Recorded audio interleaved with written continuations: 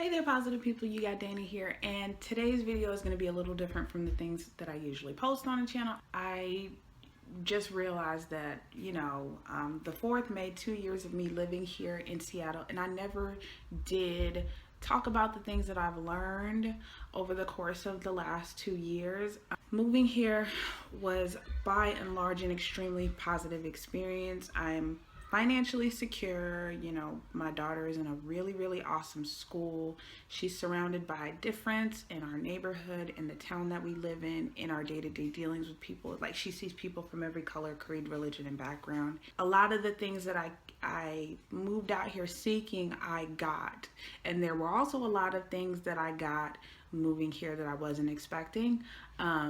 So yeah, I just wanted to run down some of the things that I've learned since moving here.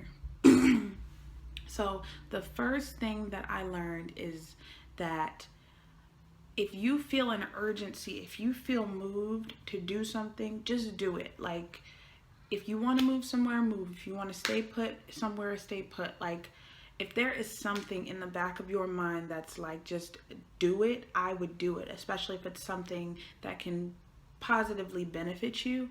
I spent a lot of time sitting on the decision to move, and I had someone in my comment section of another video say that I didn't waste 3 years of my life, and you know what? You are absolutely right. I didn't waste 3 years of my life, but I definitely could have started living a little sooner had I just taken the chance earlier. So nothing's a waste. Everything's a lesson. I totally understand that.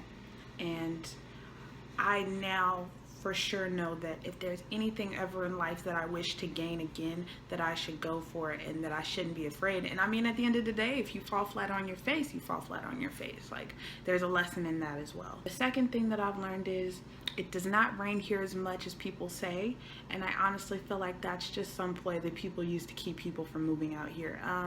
When I first came out here, I was under the impression that it rains 9 months out of the year or something like that, and I would be more inclined to say that probably it rains a good 5 months out of the year. And it depends on your definition of rain, because the rain that I'm used to back home is these really heavy storms that dump gallons and gallons on you, and if you stay out in it for a good 5 minutes, you'll be soaking wet. Whereas here, and I think I've talked about this in the pros and cons video and other videos on the channel, that the rain here a lot of the time is more of just an incessant mist, and just being in clothing that's more conducive to that weather. You can totally be out in it without an umbrella. You cannot do that back in the South. Also, lightning's not a thing here. I think I've maybe heard lightning strike and heard thunder 3 times in the 2 years that I've been here, which I think is hilarious because I'm so accustomed to it. There's so much to see and do that is absolutely free if you can get into the outdoors. And when I first moved out here, I was not into the outdoors at all, but I have found hidden gems just putting on some good walking shoes and just walking around. And there are a lot of people that come into the comment sections of old videos and newer videos asking me for free things to do, and your backyard is your free thing to do. There are little beaches, little forests, hiking trails, parks aplenty. So I don't feel like there's any excuse not to get out into your backyard and take in the sights and sounds. Also, there's always fairs and festivals and things that you can walk through going around. You can always have fun around the ferries. A lot of the ferries too let passengers get on for free. I know on the Kingston side of the Edmonton-Kingston ferry, you can walk on for free, so you can make a day of that. If you're gonna come out here, I feel like embracing the outdoors is just something that you need to take with living out here. I know that it took me a while to kind of get on that bandwagon, and I'm nowhere near wanting to climb up Rainier or Mount Baker or anything, but I'm definitely getting into light hiking, and that's fun. And I'm definitely more than anything else getting into just being out, playing in the dirt, and having that simple fun, because it's so scenic, Another thing that I have learned is that,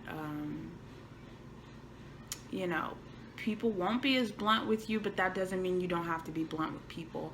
I have come to the realization that I will save myself a lot of heartache and anxiety if I just be, I just need to be Dana. I used to focus a lot on the whole passive aggressive thing and the subtle nuances of how people treat you depending on where they think you're from.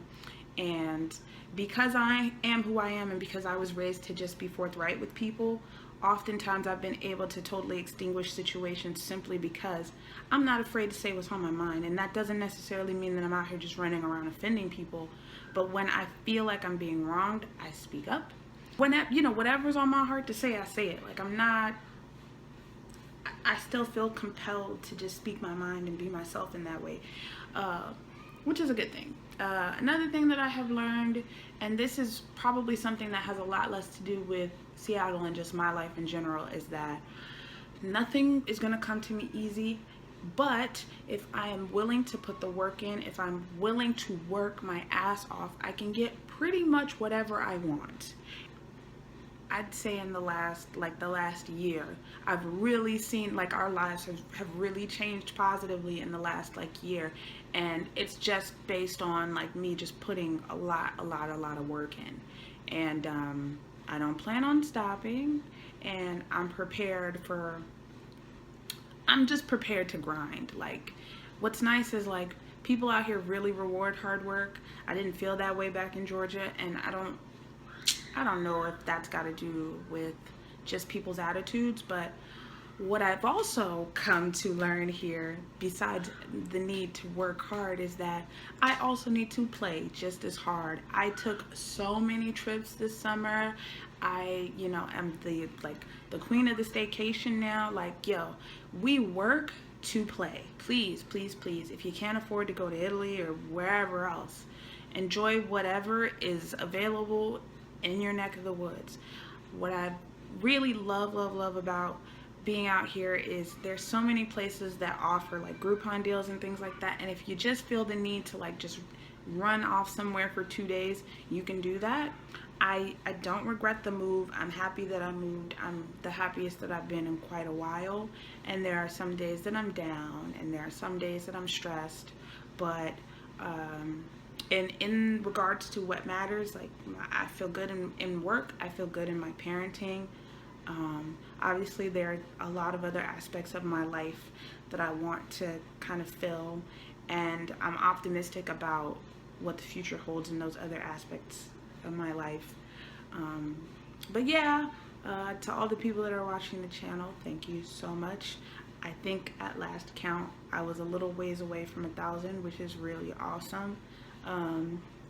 As I always do, if you have questions that you want me to answer, leave them down in the comment section below, and when I get around to it, I will post my responses.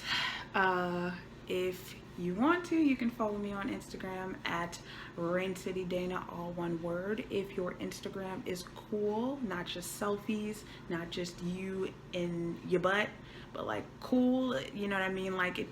It's a reflection of your personality. I do follow back. I don't follow back everybody. I follow, like I said, visually interesting Instagrams, because I think the whole point of Instagram is sharing the beauty of the world, and I don't think the beauty of the world just comes to selfies and booty pics. So yeah, follow me if you want to, and yeah, till next time, peace, positive people.